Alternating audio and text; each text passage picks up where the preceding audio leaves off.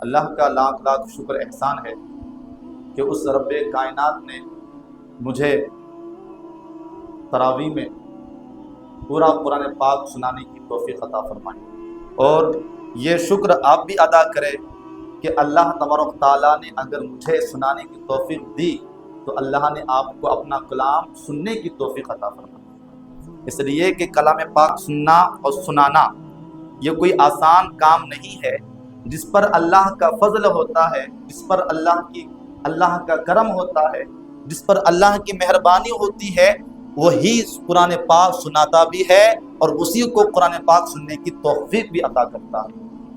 اس لیے کہ کلام پاک ایک ایسا کلام ہے، اللہ کا مقدس کتاب یہ ایک ایسی کتاب ہے جس کو پڑھنا بھی عبادت ہے تو سننا بھی عبادت ہے۔ یہ کلام مقدس ایک ایسی کتاب ہے جس کو اگر سننا عبادت ہے تو دیکھنا بھی عبادت ہے، اگر دیکھنا عبادت ہے تو چھونا بھی عبادت ہے، اگر چھونا عبادت ہے تو اس کو چومنا بھی عبادت ہے۔ ایسی مقدس کتاب اللہ فرماتا ہے یا ایھا الناس، اے لوگو، قد جاءتکم موعظۃ من ربکم وشفاء لما فی الصدور وہدی ورحمۃ للمؤمنین، کہ اے لوگو تمہارے پاس تمہارے رب کی طرف سے نصیحت آئی اور دلوں کی صحت اور ہدایت اور رحمت و برکت ایمان والوں کے لیے۔ اللہ رب العزت فرماتا ہے کہ یہ کتاب تمہارے لیے نصیحت بھی ہے، تمہارے دلوں کی صحت بھی ہے، تمہارے لیے ہدایت و برکت بھی ہے۔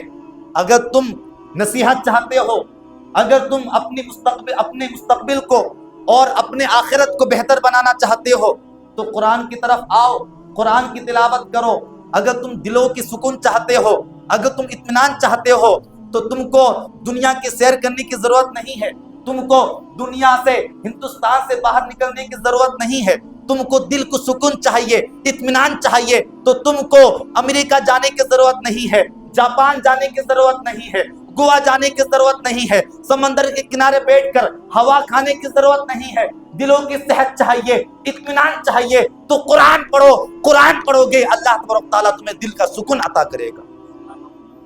ہدایت چاہیے، رہبری چاہیے، دنیا اور آخرت کی کامیابی چاہیے تو قرآن پڑھو۔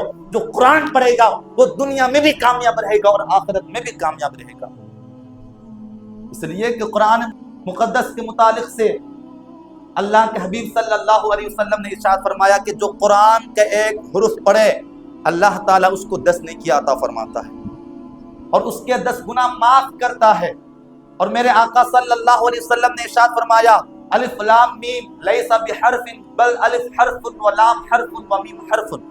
میرے آقا صلی اللہ علیہ وسلم نے فرمایا کہ اے لوگو، میں یہ نہیں کہتا کہ الف لام میم ایک حرف ہے، نہیں، الف الگ حرف ہے، لام الگ حرف ہے، میم الگ حرف ہے۔ یہ الف لام میم 3 حرف ہے۔ گویا کہ اللہ تبارک تعالیٰ الف لام میم پڑھنے والوں کو 30 نیکی عطا فرماتا ہے اور اس کے 30 گناہ معاف کرتا ہے۔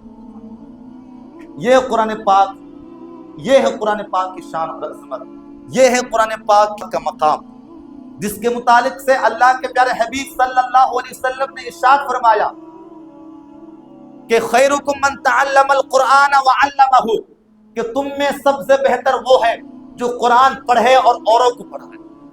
سب سے بہتر شخص، سب سے بہترین کون ہے؟ جو قرآن خود پڑھے اور دوسروں کو سکھائے۔ لیکن آج دیکھیں کہ جو قرآن پڑھتا ہے اور دوسروں کو پڑھاتا ہے، آج ہمارے معاشرے میں اس کی قیمت اور اس کی قدر کیا ہے؟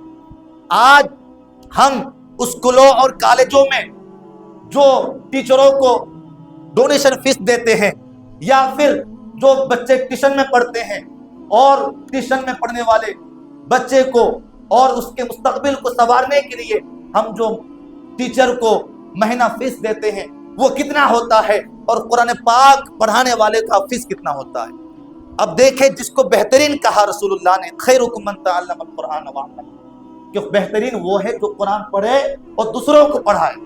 اور ہم نے قرآن پڑھانے والوں کی قدر و قیمت کیا کی؟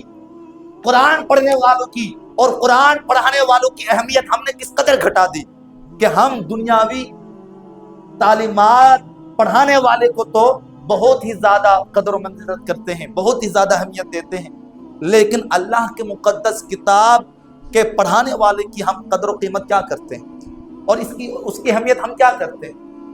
میرے دوستو، اللہ کے حبیب صلی اللہ علیہ وسلم نے ارشاد فرمایا فمن اکرمہم فقد اکرمنی، کہ جس نے قرآن پڑھنے والوں کی عزت کی، یعنی اگر کس نے کسی عالم کی عزت کی، کسی حافظ کی عزت کی، میرے آقا فرماتے ہیں کہ اس نے میری عزت کی۔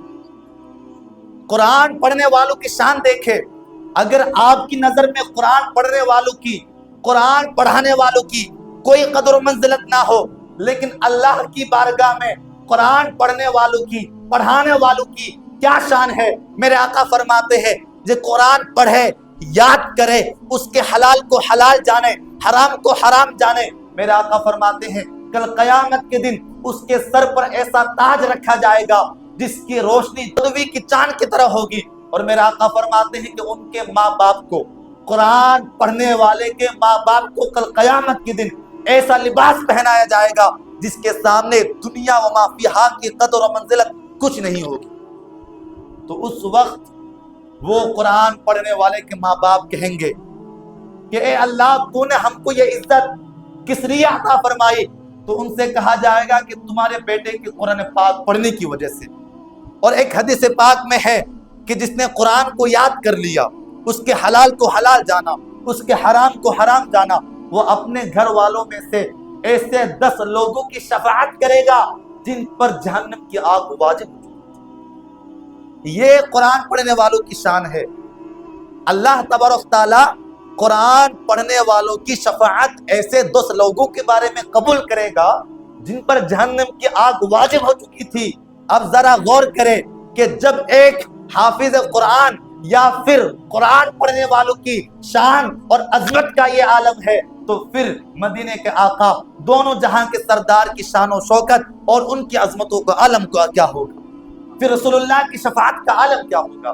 میرے امام فرماتے ہیں کہ پیش حق مزدہ شفاعت کا سناتے جائیں گے، آپ روتے جائیں گے اور ہم کو ہنساتے جائیں گے۔ اور وسعت دی ہے خدا نے دامن محبوب کو، جرم کھلتے جائیں گے اور وہ چھپاتے جائیں گے۔ یہ رسول اللہ صلی اللہ تعالیٰ علیہ وسلم کے فرمان ہے قرآن پاک پڑھنے اور پڑھانے والوں کو۔ میرے دوستو، قرآن پاک اللہ رب العزت کی طرف سے ہمارے لیے یہ بہت بڑی نعمت ہے۔ جس طریقے سے اللہ کے حبیب صلی اللہ تعالیٰ علیہ وسلم اللہ کی سب سے بڑی رحمت ہے، اللہ کا سب سے بڑا فضل، قل بفضل اللہ وبرحمتہ فبذلک فلیفرحوا هو خیر مما یجمعون وما ارسلناک الا رحمتا للعالمین۔ سب سے بڑی رحمت رسول اللہ صلی اللہ علیہ وسلم کی ذات ہے۔ لیکن یہ کلام مقدس رسول اللہ صلی اللہ تعالیٰ علیہ وسلم کے معجزات میں سے ایک عظیم الشان معجزہ ہے۔ یہ کلام مقدس اللہ رب العزت کی ایک ایسی کتاب ہے جس کی کوئی مثال نہیں ہے۔ اللہ اکبر۔ میرے دوستو، اللہ رب العزت انبیاء کرام علیہ السلام کو معجزات عطا فرماتا ہے۔ کیا عطا فرماتا ہے؟ معجزات۔ لیکن کچھ انبیاء کرام علیہ السلام کو اللہ تبارک تعالیٰ خاص معجزہ عطا کرتا ہے۔ حضور پاک صلی اللہ تعالیٰ علیہ وسلم کے خاص معجزات میں سے ایک معجزہ قرآن پاک بھی ہے۔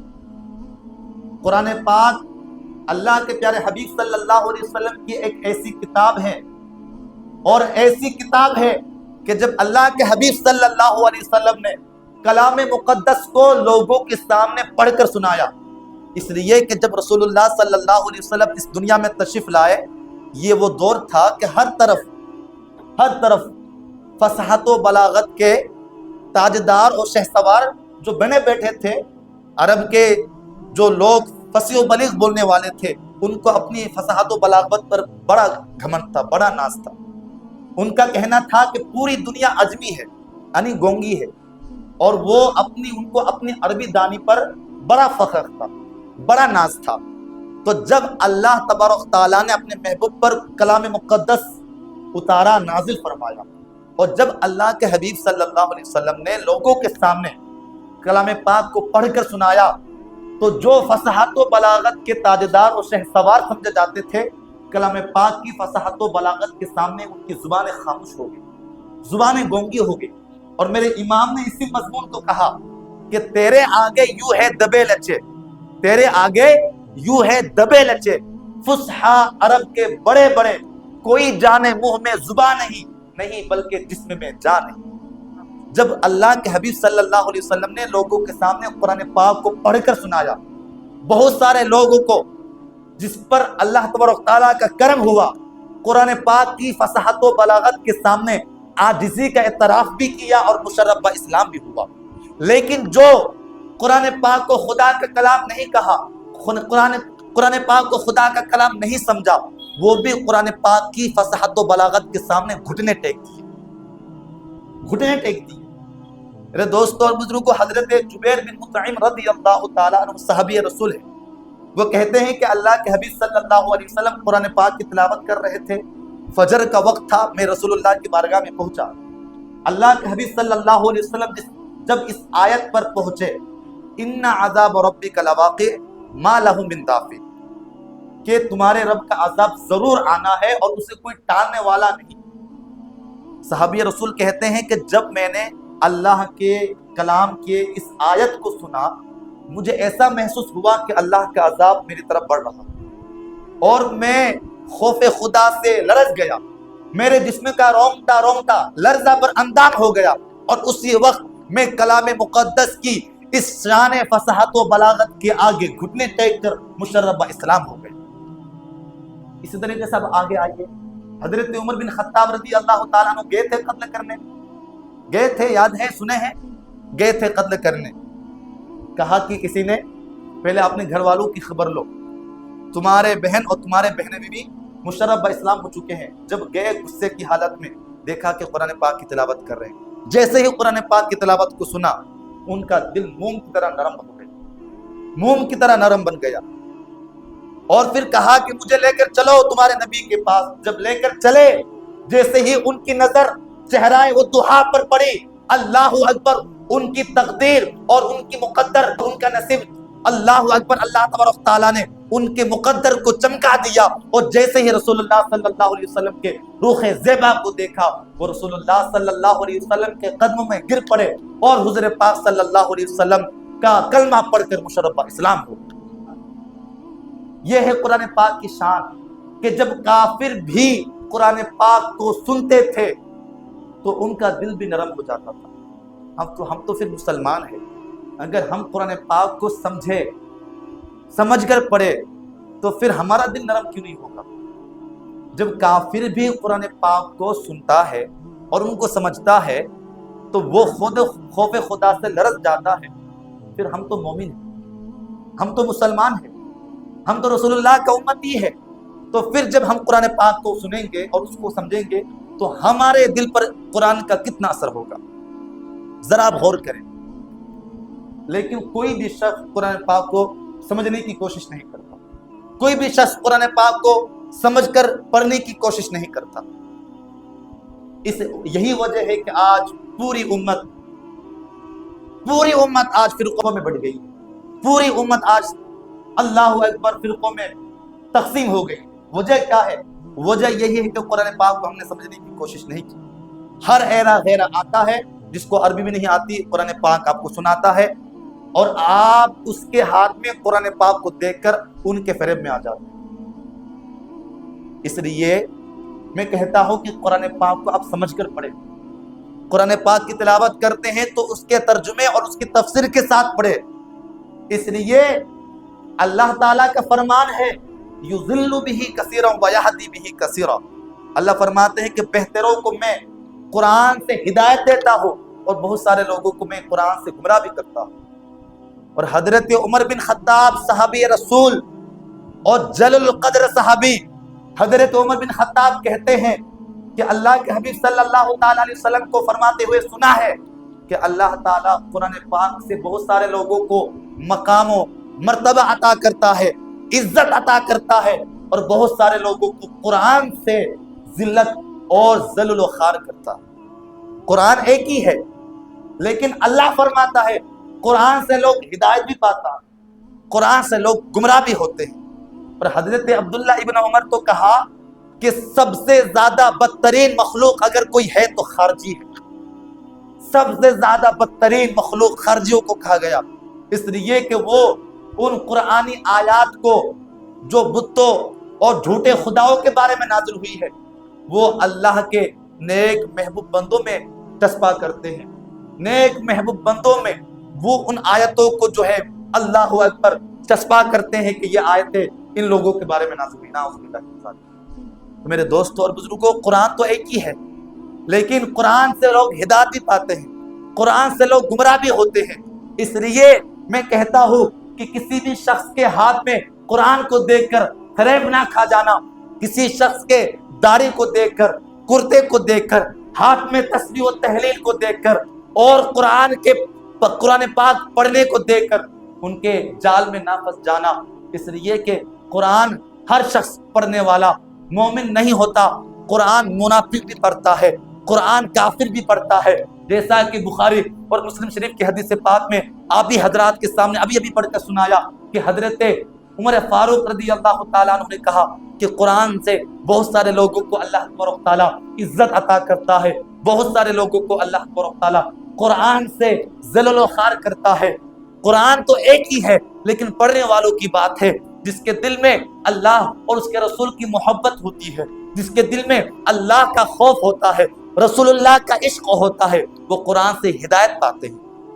اور جس کے دل میں رسول اللہ کی محبت نہیں ہوتی، جس کا سینہ رسول اللہ کی محبت سے خالی ہوتا ہے، پھر وہ قرآن پڑھ کر گمراہ بھی ہو جاتا ہے۔ میرے دوستوں اور بزرگوں، قرآن پاک کو سمجھنے کے لیے ترجمے کی ضرورت ہے اور اس کے ساتھ ساتھ تفسیر کی ضرورت ہے۔ بغیر تفسیر کے قرآن پاک کو کوئی سمجھ نہیں سکتا، اس لیے کہ قرآن پاک میں 3 قسم کے آیات تھے۔ جب قرآن پاک کی بات آ گئی ہے، قرآن پاک کی عظمت بھی آپ کو بتایا، قرآن پاک کے پڑھنے کے فضائل بھی آپ کو بتا دی۔ اب جو اہم گفتگو ہے، کیونکہ میں کم وقت میں اپنی گفتگو کو ختم کرنا چاہتا ہوں، اب بہت ہی اہم بات آپ کے سامنے قرآن کا علم آپ کو بتا رہا ہوں۔ قرآن میں 3 قسم کے آیات ہیں، 3 قسم کے آیات۔ ایک آیات ہے محکمات، دوسری قسم کے آیات ہے مقطعات، اور تیسری قسم کے آیات ہے متشابہات۔ اور یہ جو میں تقسیم کر رہا ہوں، یہ مت سمجھیے گا کہ میں اپنی طرف سے کر رہا ہوں۔ اللہ رب العزت قرآن پاک میں خود ارشاد فرماتا ہے، سورہ آل عمران آیت نمبر 7 اٹھا کر دیکھ لے، اللہ فرماتا ہے هو الذی انزل علیک الکتاب منہ آیات محکمات ہن ام الکتاب واخر متشابہات۔ پوری آیات ہے۔ اللہ رب العزت ارشاد فرماتا ہے کہ اے محبوب، ہم نے جو آپ پر آیت کا مفہوم بتا رہا ہوں کہ اے محبوب، ہم نے جو آپ پر کتاب اتاری ہے، یہ وہ کتاب ہے جس میں کچھ آیتیں محکمات ہیں، کچھ آیتیں صاف ہے، نصوص قطعیہ ہر کوئی شخص سمجھ سکتا ہے، لیکن اس کو سمجھنے کے لیے تفسیر کی ضرورت ہے، جس سے احکام جاری ہوتے ہیں۔ لیکن اس قرآن پاک میں کچھ آیات متشابہات ہے۔ کیا ہے؟ متشابہات۔ اللہ رب العزت ارشاد فرماتا ہے ہن ام الکتاب واخر متشابہات، کہ اس قرآن میں کچھ آیات متشابہ ہے، اور اللہ فرماتا ہے کہ جس کے دل میں ٹیڑھا پن ہے، ٹیڑھا پن، وہ لوگوں میں فتنہ ڈالنے کے لیے، ان آیات کے غلط معنی تلاش کرنے کے لیے ان آیات کے پیچھے پڑ جاتے ہیں، جبکہ اللہ فرماتا ہے کہ ان آیات کا صحیح مطلب اور معنی اللہ ہی کو معلوم ہے۔ آیت متشابہات میں تو کچھ آیات جس کو حروف مقطعات کہتے ہیں، الف لام میم حامیم عین سین قاف طہ یاسین، یہ جو آیات ہیں یہ حروف مقطعات ہیں۔ کیا کہتے ہیں ان آیات کو، ان حروفوں کو؟ حروف مقطعات۔ یہ بھی آیت متشابہات میں ہے۔ ان حروف مقطعات کا معنی اور مطلب تو کسی کو سمجھ میں نہیں آتا، اور کچھ آیات ایسی ہے متشابہہ میں کہ جو معنی تو سمجھ میں آتا ہے، لیکن اللہ رب العزت کا مراد کیا ہے وہ سمجھ میں نہیں آتا۔ مثال کے طور پر اللہ رب العزت ارشاد فرماتا ہے ید اللہ فوق ایدیہم، کہ اللہ کا ہاتھ اللہ کے ہاتھ پر ہے۔ اسی طریقے سے اللہ رب العزت ارشاد فرماتا ہے ثم استوى علی العرش، اللہ رب العزت عرش پر استوا فرمایا، فأینما تولوا فثم وجه اللہ، تم جدھر رخ کرو گے تم ادھر اللہ کا چہرہ پاؤ گے۔ قرآن پاک میں جو معنی آ رہا ہے، معنی تو سمجھ میں آتا ہے، لیکن اگر تم اس معنی کو لو گے تو تم گمراہ ہو جاؤ گے۔ اس لیے کہ اللہ رب العزت چہرے سے پاک ہے، اللہ رب العزت ہاتھ سے پاک ہے، اللہ رب العزت بیٹھنے سے پاک ہے۔ اگر تم ان آیات کا ظاہری معنی لوگے تو گمراہ ہو جاؤ گے، اس لیے کہ ان آیات کو جو ظاہری معنی آ رہا ہے وہ اللہ رب العزت کا مراد نہیں ہے۔ جو اللہ کا مراد ہے وہ قرآن میں ظاہر نہیں ہے۔ یہ ہاتھ، یہ چہرہ اور یہ عرش مخلوق ہے۔ اللہ رب العزت خالق ہے۔ مخلوق کا مطلب ہوتا ہے جو پہلے نہیں تھا بعد میں ہوا، اور خالق کہتے ہیں جو ہمیشہ سے تھا، ہمیشہ سے ہے اور ہمیشہ رہے گا۔ اب اگر کوئی شخص ان آیات سے ظاہری معنی مراد لیتا ہے اور کہتا ہے کہ اللہ رب العزت عرش پر بیٹھا ہوا ہے، تو پھر ان سے کہا جائے گا کہ بھائی مجھے بتاؤ جب عرش نہیں تھا اللہ کہاں تھا؟ بات سمجھ میں آ رہی ہے؟ عرش مخلوق ہے۔ مخلوق کا مطلب ہے جو پہلے نہیں تھا بعد میں ہوا۔ عرش مخلوق ہے، بعد میں ہوا۔ تو جو چیز بعد میں ہو تو مطلب یہ ہے کہ وہ چیز پہلے نہیں تھی۔ تو جب عرش نہیں تھا اس وقت اللہ کہاں تھا؟ تو جب اللہ تبارک تعالیٰ جس طرح پہلے تھا اب بھی ویسا ہے۔ اللہ رب العزت عرش پر بیٹھنے کے محتاج نہیں ہے۔ اللہ الصمد ہے۔ اللہ رب العزت کسی چیز کا محتاج نہیں، ساری کائنات اللہ کی محتاج ہے۔ یہ آیت متشابہات کے بارے میں اللہ رب العزت کا اعلان ہے کہ جس کے دل میں ٹیڑھا پن ہو وہ ان آیات کے غلط معنی تلاش کرنے کے لیے ان آیات کے پیچھے پڑ جاتے ہیں تاکہ وہ لوگوں میں تفرقہ ڈالے، لوگوں کو گمراہ کرے۔ میرے دوست اور بزرگوں، یہ آیتیں متشابہہ ہے۔ تو ان آیات کا جو ظاہری معنی مراد ہے، جو ظاہر میں آ رہا ہے کہ اللہ کا چہرہ ہے، اللہ کا ہاتھ ہے، اگرچہ قرآن میں یہ صاف نظر آ رہا ہے لیکن اللہ کا وہ مراد نہیں ہے۔ اللہ کو جو مراد ہے وہ قرآن میں ظاہر نہیں ہو رہا۔ تو آیت متشابہات کے بارے میں علماء کا اجماع ہے۔ علماء کہتے ہیں کہ ان آیات کا صحیح معنی اور صحیح مطلب اور صحیح مفہوم اللہ ہی کو معلوم۔ اور دوسرے آتے ہیں آیت محکمات۔ آیت محکمات میں کچھ آیات تو ایسی ہے جو نصوص قطعیہ ہے، جیسے اللہ رب العزت قرآن پاک میں ارشاد فرماتا ہے قل هو اللہ احد اللہ الصمد لم یلد ولم یولد ولم یکن لہ کفوا احد۔ میں بہت یہ ایسی بات ہے کہ آپ اگر اس بات کو سمجھ گئے، میں سمجھتا ہوں کہ کسی بھی شخص کے قرآن پڑھنے کے بعد اگر وہ آپ کو قرآن بھی سنا رہا ہے تو آپ اندازہ لگا سکتے ہیں کہ یہ قرآن صحیح سمجھ رہا ہے یا ہمیں سمجھا رہا ہے یا پھر یہ قرآن پاک کو غلط سمجھ رہا ہے۔ اگر آپ اس بات کو سمجھ لیں، اللہ رب العزت قرآن پاک میں ارشاد فرماتا ہے قل هو اللہ احد، اے محبوب آپ فرما دو اللہ ایک ہے۔ اب یہ نصوص قطعیہ ہے، اب اس کو سمجھنے کی ضرورت نہیں ہے کیونکہ اللہ ایک ہے، سب جانتا ہے۔ لیکن کچھ آیات ایسی ہے کہ جس کو سمجھنے کے لیے تفسیر کی ضرورت ہے، جس کو سمجھنے کے لیے تفسیر کی ضرورت ہے۔ اور تفسیر بھی 4 قسم کے ہیں۔ ایک ہے تفسیر قرآن بالقرآن، کیونکہ قرآن بھی قرآن کی تفسیر کرتا ہے۔ دوسرا ہے تفسیر قرآن بالحدیث، یعنی رسول اللہ صلی اللہ علیہ وسلم بھی قرآن کی تفسیر کرتے ہیں۔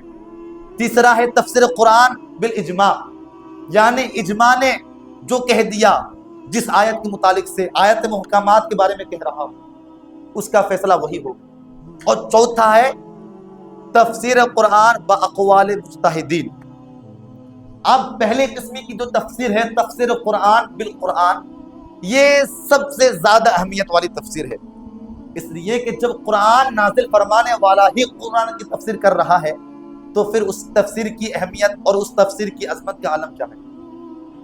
اللہ رب العزت قرآن پاک میں ارشاد فرماتا ہے کہ قل یا اہل الکتاب تعالوا الی کلمۃ سواء بیننا وبینکم الا نعبد الا اللہ، کہ اے محبوب آپ فرما دو ایک کتاب والو، اللہ رب العزت فرماتے ہیں محبوب آپ فرما دو ایک کتاب والو آؤ ایسی کلمے کی طرف جو ہمارے اور تمہارے درمیان برابر ہے اور خدا کے سوا کوئی معبود نہیں۔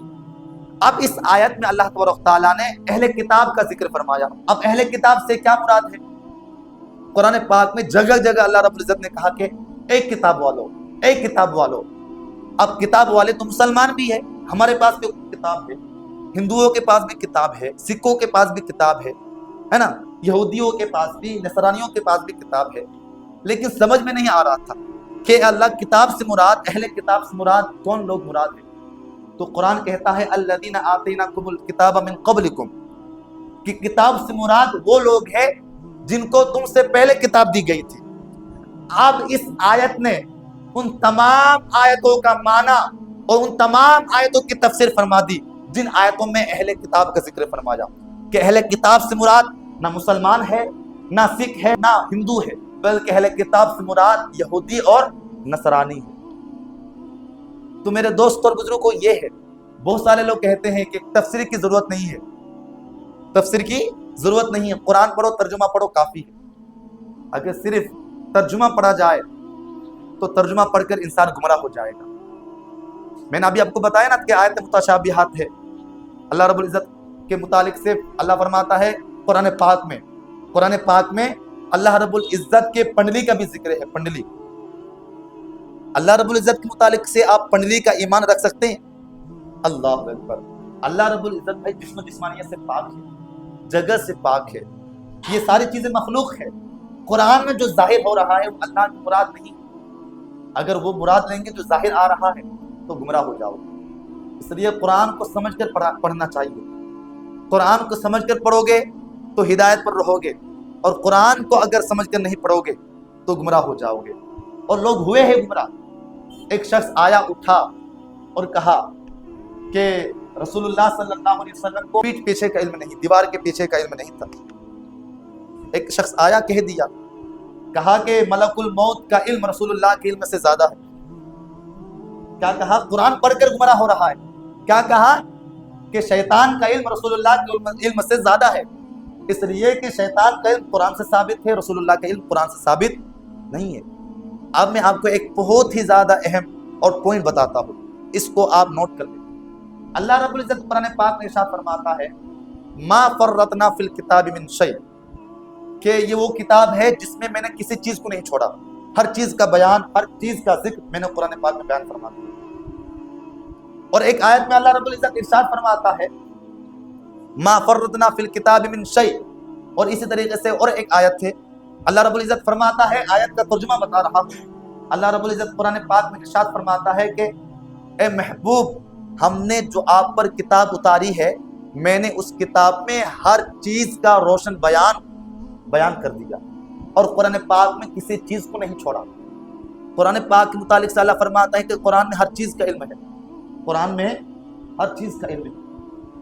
اور قرآن کس پر نازل ہوا؟ کس پر نازل ہوا؟ رسول اللہ صلی اللہ علیہ وسلم پر۔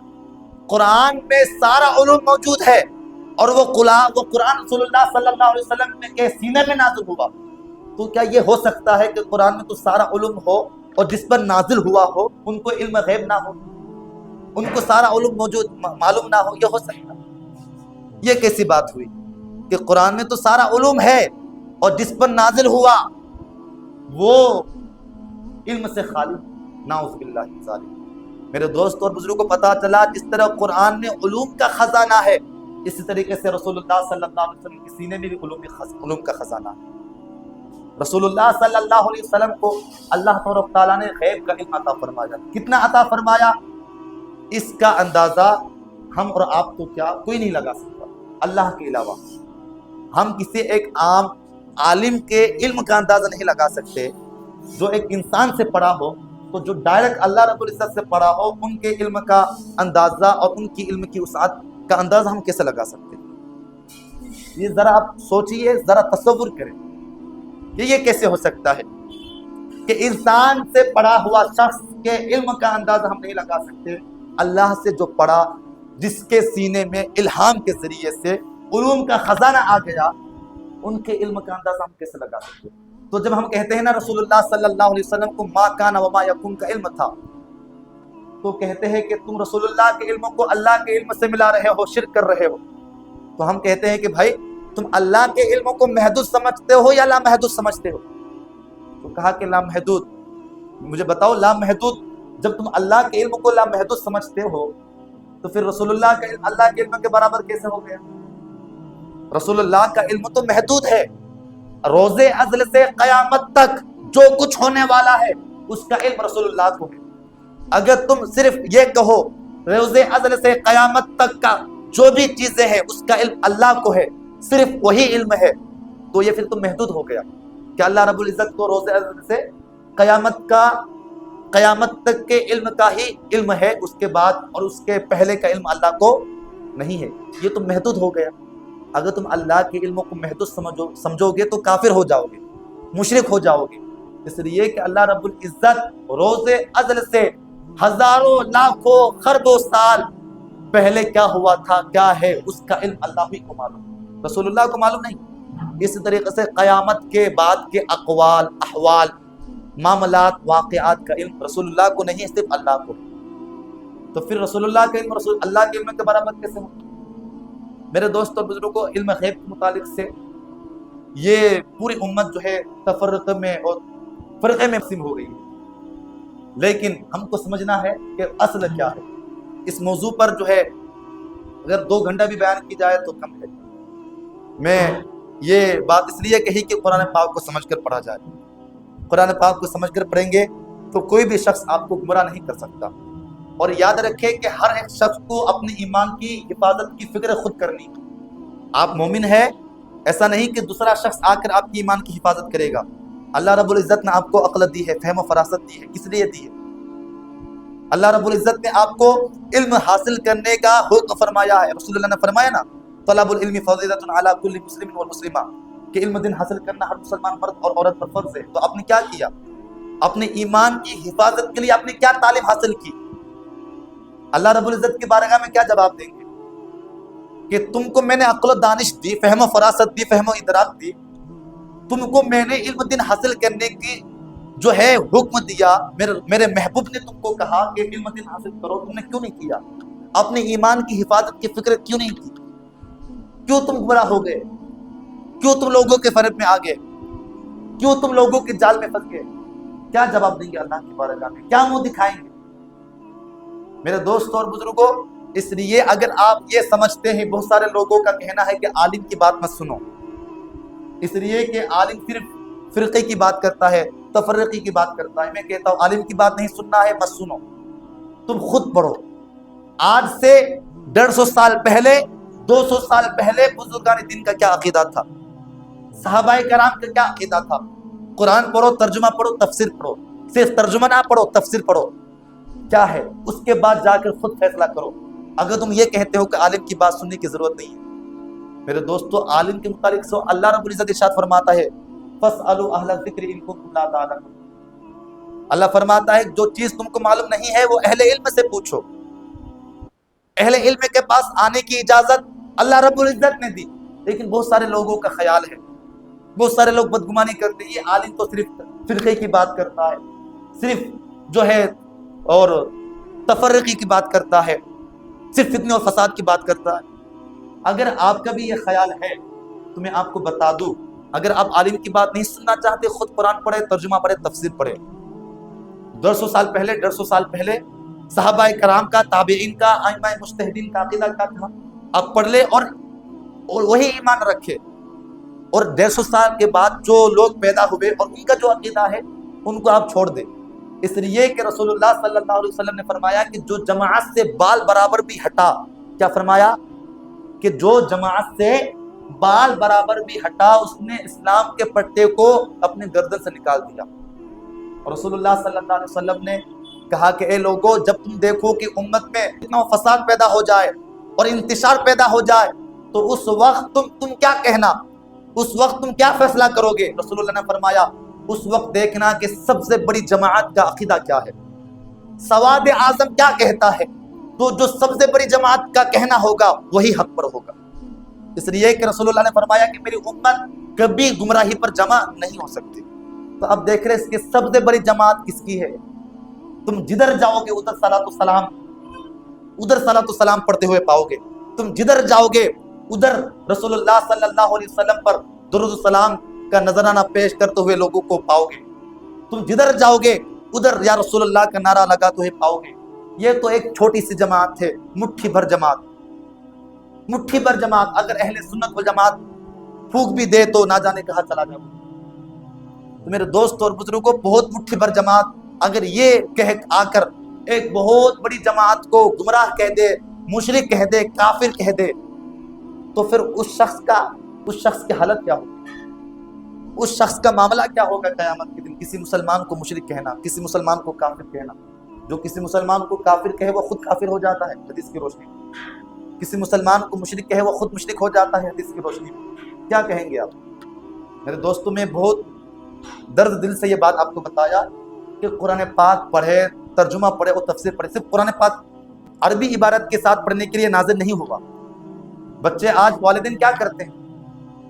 بچوں کو نظرہ قرآن پڑھا دیتے ہیں، اس کے بعد بس ہو گیا، میرا بیٹا کامیاب ہو گیا، اب میرا بیٹا تو مجھے جنت دلائے گا، اب میرا بیٹا تو میرے سر پر تاج پہنائے گا قیامت کے دن. یہ ہو سکتا ہے کیا بھائی؟ قرآن پاک صرف عربی عبارت کے ساتھ پڑھنے کے لیے نازل نہیں ہوا. قرآن پاک کو سمجھ کر پڑھنا ہے، قرآن پاک کی تفسیر بھی پڑھنا ہے، قرآن پاک میں اللہ رب العزت نے کیا فرمایا اس کو سمجھنا ہے. اس لیے دور بہت خراب ہے، بہت خراب دور آ گیا ہے. قرآن پاک پڑھ کر لوگ گمراہ ہو رہے ہیں. ہر کوئی آ کر قرآن کی بات کر رہا ہے. جس کو قرآن دیکھ کر پڑھنا نہیں آ رہا وہ قرآن